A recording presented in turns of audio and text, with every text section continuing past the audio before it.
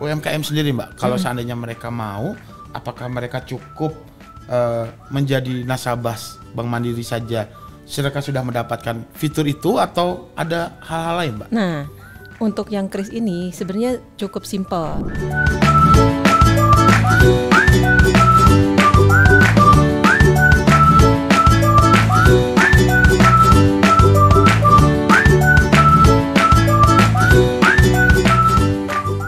Halo Bifriend, kembali lagi sama saya dan rekan saya Mbak Tami dari Bank Mandiri. Kita akan kembali lagi membahas mengenai hal-hal menarik yang ada di Livin by Mandiri.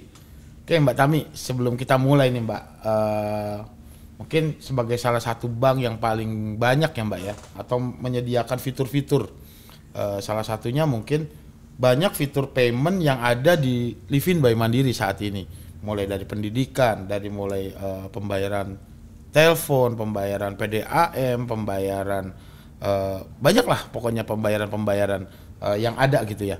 Nah ini gimana nih cara Bank Mandiri dalam membuka banyak biller untuk customer Mbak?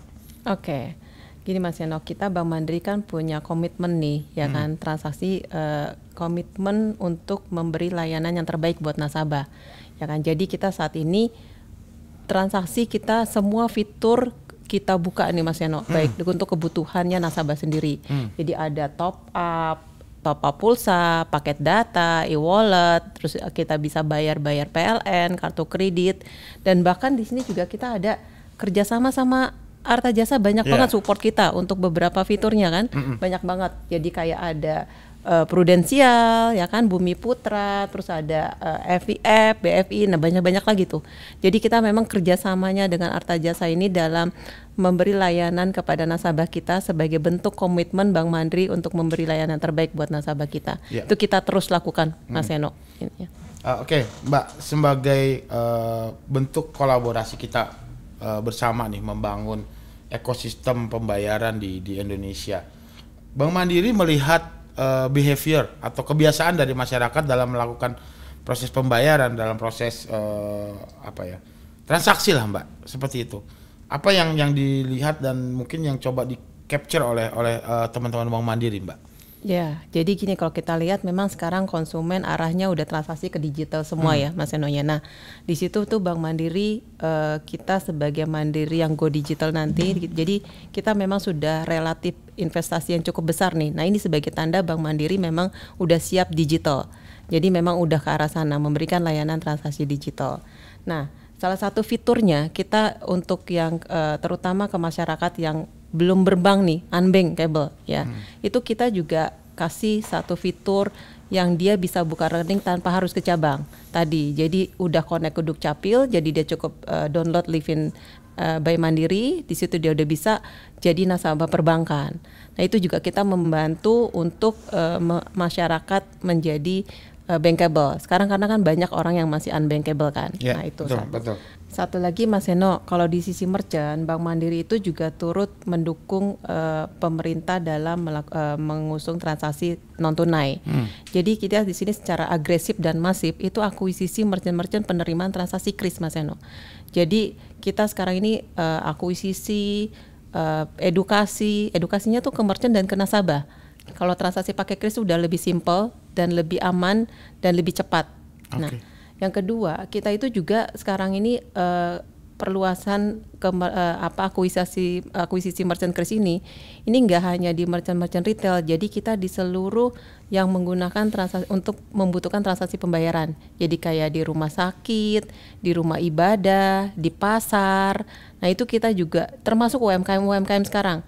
UMKM kita kalau kita dorong untuk go digital juga nih dengan bertransaksi lewat Livin by Mandiri menggunakan kris tadi. Nah untuk UMKM ini kan juga kita kan mereka memang sangat ketat ya, kebutuhan cashnya tiap hari itu daily itu day to day-nya tuh harus cepat lah berputarnya.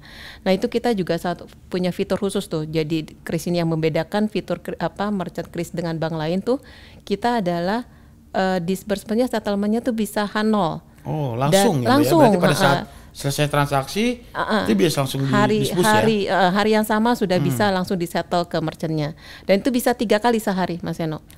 Iya, jadi itu karena kan UMKM itu pedagang kecil yang harus kita bantu untuk go digital, dan kita bantu mereka biar cashnya itu cepat berputarnya. Menarik.